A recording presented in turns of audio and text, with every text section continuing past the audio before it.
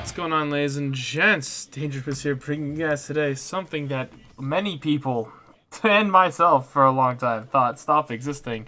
Today we are back with Thunder Spear for more operator ideas for Rainbow Six Siege. What's going on, Thunder? Sheep. Why do you keep saying that all of a sudden today? Like, is that No your new idea. catchphrase? Alright, for all the newcomers to this series, let me get the formalities out of the way. So, this series here is something that we've been doing for a while. This is 100% fan-based operator ideas, and now with the announcement of Year 2 for Rainbow Six, we figured it'd be a great time to release these South Korean ideas that Thunder has had sitting around for a while. These are 100% fan-based, as I stated before, so if they do wind up coming into existence, that would be really interesting. And really cool, honestly. None of this is actual Rainbow Six Siege stuff. This is all just for fun and just to get everyone talking about what's new and upcoming and all that for Siege. So I figured it'd be, like I said, good to start off with the South Koreans because they are, were they last in line for this season? Yep, they're last in line according to the roadmap. Yeah, alright. And also I'll be linking the whole series of the operator ideas. We've already done like the Grom that just got announced too, which is kind of cool, the Polish Grom. So we'll be seeing those guys in Siege. So make sure you guys go watch the whole series. I'll link that in the end card. The whole playlist will be there. But yeah, without further ado, Thunder's gonna go ahead, take it away, and then I'll be back at the end. All right. You guys have no idea how good it feels to be back doing these. I've missed doing this so much. It's been like almost 3 months now since our last one. But anyway, so today we are going to be covering the 707th Special Missions Battalion from South Korea. Now, their weapons are the Daewoo Telecom K7, the Daewoo K2 AR, the Daewoo K3 LMG, the Daewoo USAS-12, and the Heckler & Koch USP-9. Moving on into the operators, we have Hacker with 2 armor and 2 speed, and Hacker specializes in counter-surveillance and electronic counter-terrorism. He is capable of hacking into the attacker's drones, commandeering up to 2 of them. This allows him to move the drones, which now have a blue light, and basically spot the attackers with their own drones. The attacker loses access to their drone, which can let them know it's either been destroyed or commandeered. And Hacker is immobile for up to 2 seconds while he uses this ability. Basically, he must approach the drone, implant a chip to gain control of it, and then return it to its normal state, such as he flips up a panel on the drone, puts the chip in, closes it, business as usual. The drone can then be remotely controlled by him. I should also note that he can view the cameras at the touch of a button when using his ability when he is driving the drones, as he can basically switch between them. I actually just want to quickly cut in here. I know a lot of people are probably going to comment on why we don't, one, have an operator that an offensive operator that hacks into the cameras on defense. And I'm going to talk about it here just quickly. Sorry to interrupt you, Thunder. No problem. And actually, Thunder and I, just before recording this, we're actually sitting down with like Hacker himself and working out a lot of just the overpowered values of them. And just maybe before some people ask, if you guys have your drone hidden, so if you place your drone like in a high place like a wardrobe and Hacker himself physically can't reach it, or if it's like in a drone hole or something, your drone will be okay. That's why we gave him that quick time just to put in the chip, because if you left your drone out in the open or you just wasted or got shot or whatever, you know, he just has that, what's the point? He's just going to quickly put in a chip and then take over the drone. But if you did something right with the drone, you put it up in, like I said, in high altitude, or you hit it very well from him, or if there's a bad hacker on the enemy team and he just is like, oh, pretty, let me shoot it. You know, he won't be beneficial, and you've also still have that information from you to yourself or into your team as well if it's in a high altitude. But obviously, if your drone still gets shot. It's just, you know, you didn't do a good job of getting your drone into its hiding spot alone, or whatever you really intended to do. And just briefly talk about an operator. I know everyone wants an operator that can see the cameras from the attacker's team, but if you really think about it at the end of the day, if I'm to hack into the cameras on some maps, especially like Bank, Yacht, you know, maps like those, there's actually a lot of maps too, even Consulate, most vanilla cameras, I think there's only one vanilla like one that I can really think of, and that's in the basement of Consulate where the garage is. that the cameras are really in the area where the defenders are. So if you can take over the enemy's team's cameras with this attacker, what really is the point? Because if you wind up taking over this one camera and you're on a map that, say, doesn't assist you in that way, or you can't really see into the objective all that well, what's the point? You know what I mean? When you could say, when Ubisoft could develop time on a different operator that might do something a little bit more beneficial in the long run. Now, obviously, if this operator could hack into a black eye camera and there were black eyes in the actual objective room, this would change, the idea of that. But in the long run, most vanilla cameras aren't in the objective rooms of where you're wanting, so this information is kind of obsolete to you, and yeah, that's about it. All right, sorry, I'm gonna remute myself, and then you could take it away again. Okay, so good to know we spent some time on an essay. Anyway, so it should also be noted that Twitch's shock drones are not able to be hacked. So he cannot go up to a shock drone. Well, he can go up to it all he wants. He's probably just going to get tased in the foot. But he cannot hack into a Twitch drone. And that's basically it for Hacker. So moving on, we have Corpse with 2 armor and 2 speed. And Corpse basically gains the ability to blend in with the dead.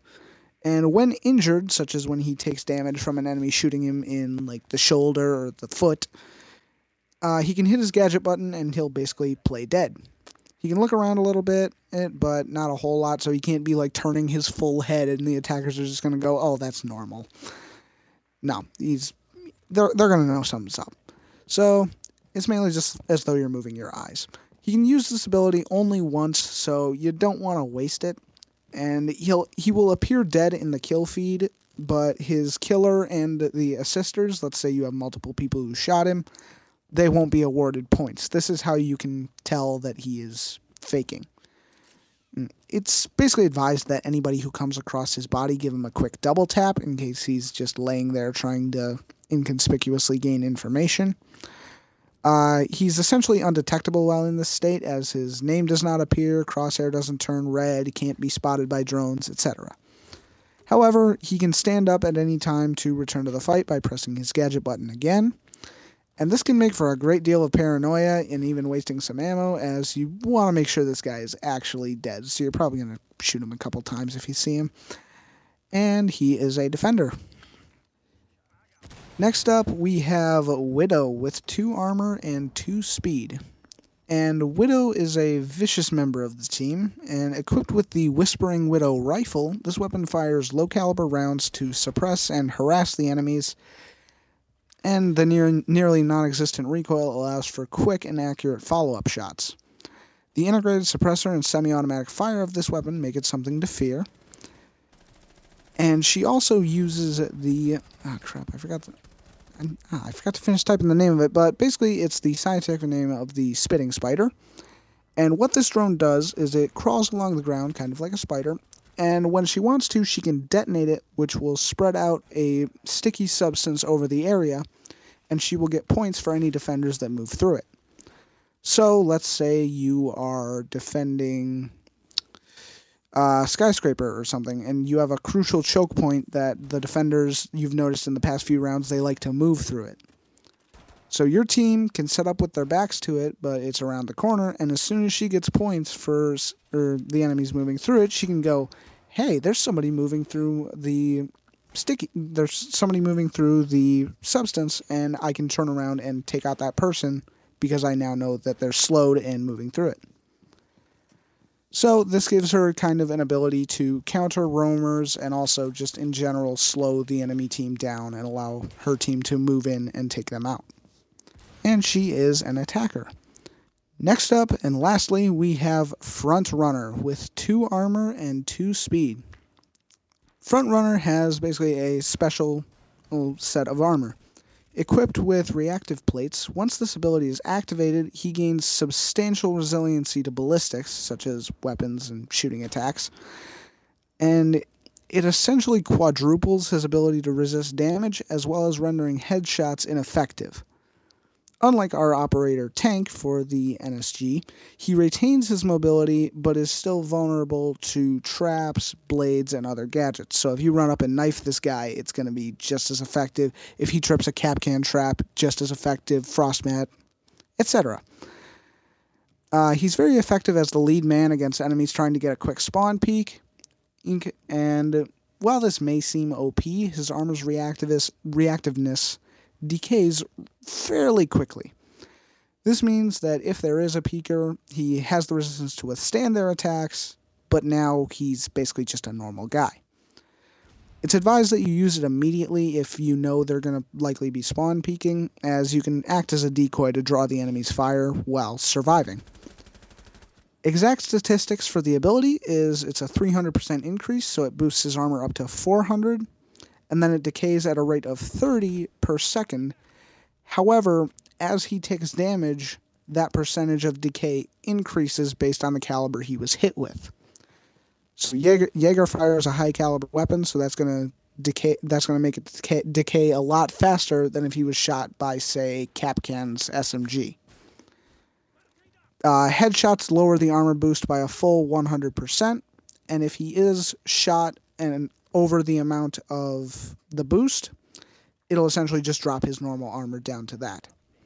So if you hit him in the head while he still has a bit of armor left, then he will go down to whatever his armor was at minus 100. But if he no longer has that armor boost, you'll just straight up kill him with that headshot. And that is all for the Ukrainians. Moose, do you want to come in and give your final thoughts on this? I'm unmuting everything. Okay, there's like 50 buttons to click to actually unmute myself for this. We're here. How you doing? Honestly, I think I liked the... Oh, hang on. I just realized I made a boo-boo. The Ukrainians were next in line. My bad. Yeah. These are the Koreans. Yeah. Whoopsie. I thought you said Ukrainians, but I didn't want to say anything because maybe I thought I was high. But okay, glad to know you're high. All right, good.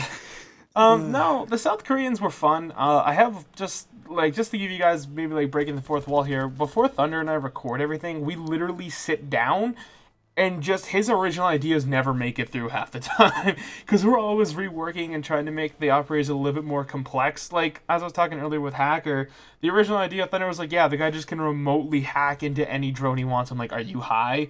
Like, and then we wind up fixing everything. But there's also times where sometimes there's been operators that you'll hear about and they just been completely changed from the original standpoint. But I think that's just the most fun we have with these. But honestly, the South Koreans, I like them. I'm a little bit now more comfortable with releasing these scientific characters. Now, of course, the guy with like uranium armor will never make it in the game, and if it does, God damn it, Siege. But yeah, what do you mean uranium? Whatever. I remember you remember. No, it's like it's basically like ballistic chemicals. I know, whatever it is, he's got But then, I actually like. Okay, I'm gonna be honest. Repeat after me: reactive, radioactive. Oh my God. I'm gonna throw you into Chernobyl for a second here. I can't. I can't wait till we start saying Gratch. Anyways, but no, Widow is probably my favorite operator because we put a lot of time and thought into her, and I'm looking forward to reworking operator with her original idea that we had, or second original, I don't know. But anyways, yeah, I just had the original rework. Yeah, that one. All right, guys. Well, that's gonna be it for Thunder and I. Well, mostly Thunder. He does all the talking. I just do all the damn editing. All right. Without further ado. Oh man, that was just so funny to deal with the first time around. Okay, we're gonna put this to bed, guys. Right, okay. Exactly. All right, thank you guys so much for coming out. We're putting this to bed right now, buddy. No, it's okay. So. The video's already like an hour long. Just let it be. We'll do. Oh no, right? Yeah, you literally did like half the talking this time. Yeah. So he still does none of the work, guys? Yeah. God damn it, Thunder. Alright, thank you guys so much for watching. The end card should be coming up soon. Go check out the playlist for the rest of the operator ideas. Or you guys can go check out some regular Rainbow Six Siege gameplay if you want to see all the shenanigans the guys and I get into. But thank you guys so much for watching and stopping by, and we'll see you sexy beasts next episode. Peace.